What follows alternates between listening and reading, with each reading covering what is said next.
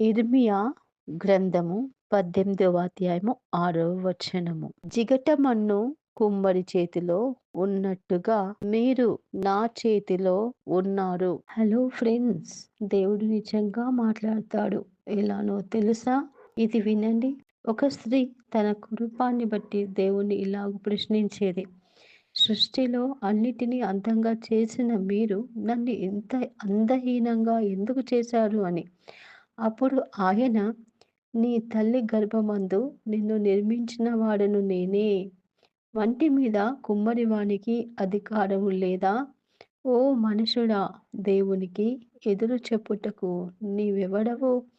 నన్నెందుకు ఇలాగూ చేసితివని రూపించిన వానితో చెప్పునా? నీవు నా సేవకుడవు. నేను నిన్ను నిర్మించితిని.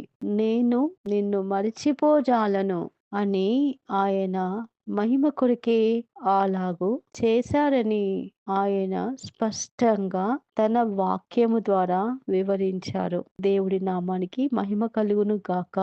ఆమేన్.